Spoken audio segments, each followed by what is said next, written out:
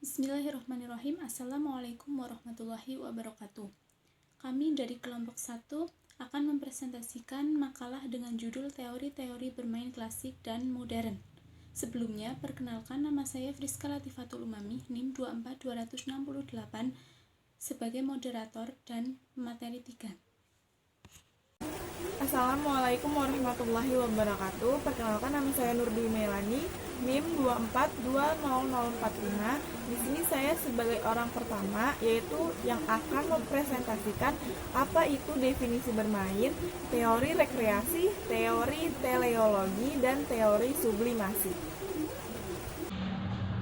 Perkenalkan, nama saya Rizkyanti, NIM 2420045. Pada subbab pertama, di sini saya akan membahas tentang definisi bermain. Apa sih definisi bermain? Bermain merupakan makna simbolis yang berarti aktif, sukarela, menyenangkan, serta aturan yang tidak baku. Biasanya setelah bermain, anak-anak akan mendapatkan rasa kepuasan serta kesenangan. Oleh karena itu, anak-anak butuh sekali bermain, tetapi bermain bukan hanya untuk mendapatkan rasa kepuasan dan kesenangan, melainkan bermain juga bisa menjadi media utama belajar bagi anak-anak. Pada subbab kedua, saya akan mempresentasikan teori-teori klasik.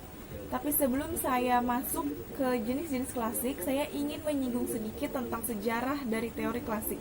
Teori klasik ini muncul sebelum abad ke-20 dan sebagian besar dari teori-teori klasik menggambarkan rasa kesenangan dan rasa kepuasan. Teori-teori klasik ada 6, tetapi saya akan mempresentasikannya 3, yaitu teori rekreasi, teori teleologi, dan teori sublimasi. Teori klasik yang pertama yaitu ada teori rekreasi, dikemukakan oleh Lazarus dan Scalar. Mereka menyatakan bahwa bermain merupakan kegiatan berlawanan antara kerja, tetapi bermain merupakan kegiatan berimbangan antara kerja dengan istirahat. Teori klasik yang kedua ada teori teleologi yang dikemukakan oleh Kagros dan Rules. Mereka menyatakan bahwa bermain merupakan kegiatan untuk mempelajari fungsi hidup, penguasaan gerak, rasa ingin tahu, serta persaingan sebagai persiapan hidup di masa yang akan datang. Seseorang bermain bukan karena mereka masih muda, tetapi dengan bermain seseorang akan menjadi lebih awet muda. Teori yang ketiga ada teori sublimasi yang dikemukakan oleh Kleptid. Beliau mengatakan bahwa bermain merupakan proses belajar melalui insting dan naluri, serta membuat perbuatan atau tindakan yang kecil menjadi lebih besar. Teori rekapitulasi atau evolusi atau reinkarnasi dari hal permainan merupakan kesimpulan dari masa lalu atau anak bermain permainan yang pernah dimainkan oleh nenek moyangnya, serta pertumbuhan jiwa manusia yang wajar haruslah melalui tahap-tahap perkembangan manusia yang wajar sampai pada pertumbuhan yang sempurna. Tahap itu meliputi pertumbuhan manusia, masa natal atau pertumbuhan sampai kelahiran, masa bayi atau masa kanak-kanak, masa remaja, masa dewasa, masa tua. Yang kelima, teori surplus energi yang digagas Spener menyatakan bahwa surplus atau kelebihan tenaga yang dimiliki oleh seorang atau yang belum digunakan atau tersimpan akan disalurkan atau dikeluarkan melalui aktivitas bermain atau permainan. Surplus atau kelebihan tersebut meliputi kelebihan energi, kelebihan kekuatan hidup, kelebihan emosi, dan vitalitas.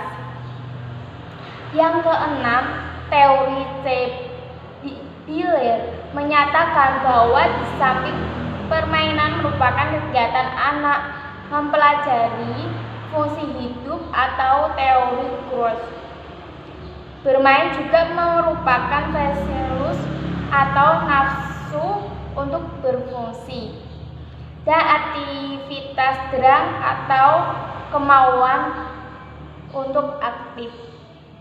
Untuk bisa bermain, seorang harus mempunyai kehendak, kemauan, dan nafsu untuk bermain permainan yang diinginkan. Romawi kedua, teori bermain modern.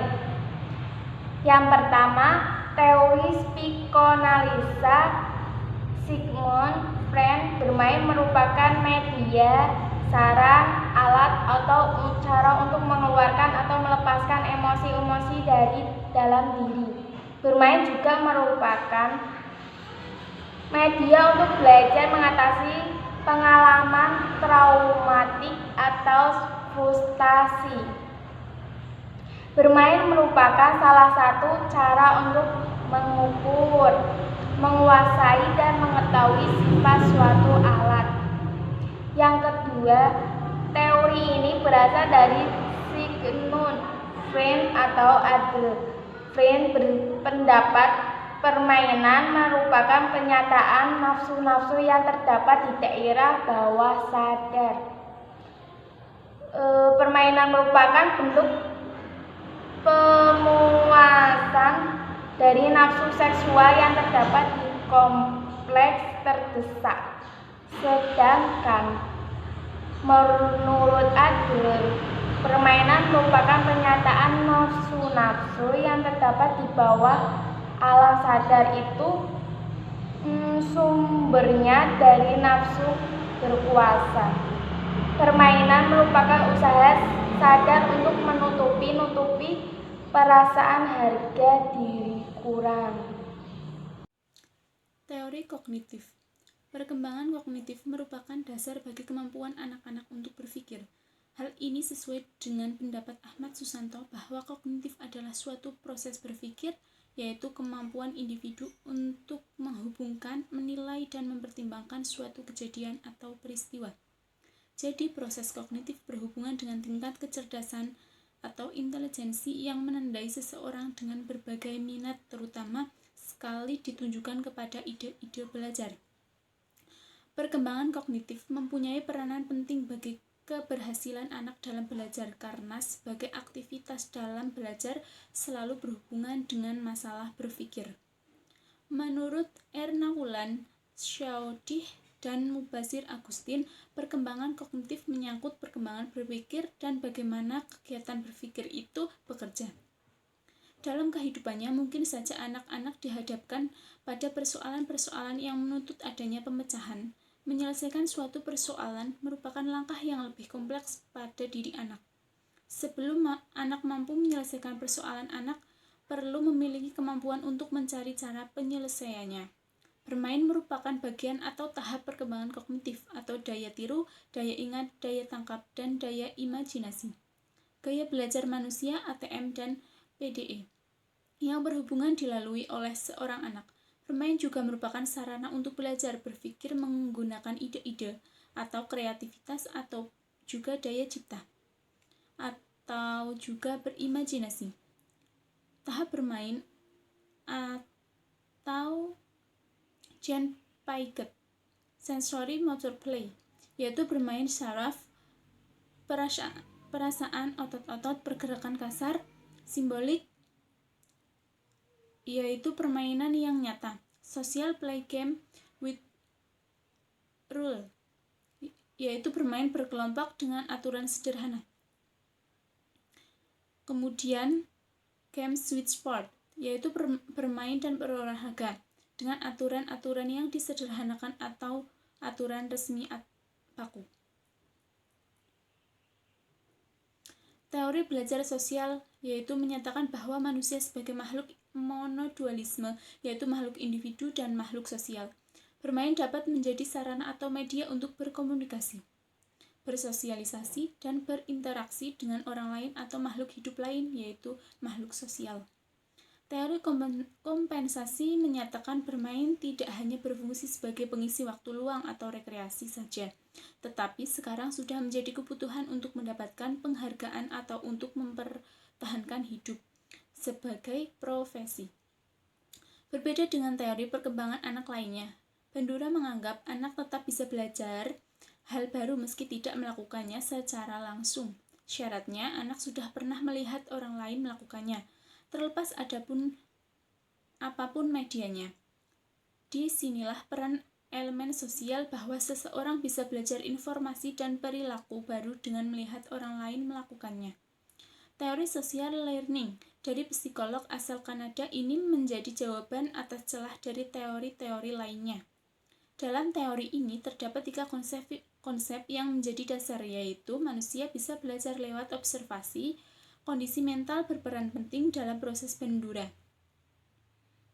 Sebagian besar perilaku manusia dipelajari secara observatif lewat modeling. Dengan melihat bagaimana orang lain berperilaku, maka akan muncul konsep baru yang dipercaya menjadi cara bertindak yang tepat. Kemudian yang terakhir, manfaat bermain. Manfaat bermain diantaranya yaitu 1. Mengembangkan kemampuan moral agama. 2. Mengembangkan kemampuan motorik atau gerak.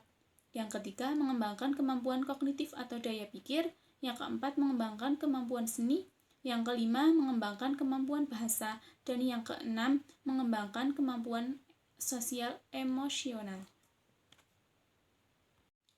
Sekian presentasi dari kami. Mohon maaf apabila ada penulisan dan tutur kata yang kurang berkenan. Terima kasih. Wassalamualaikum warahmatullahi wabarakatuh.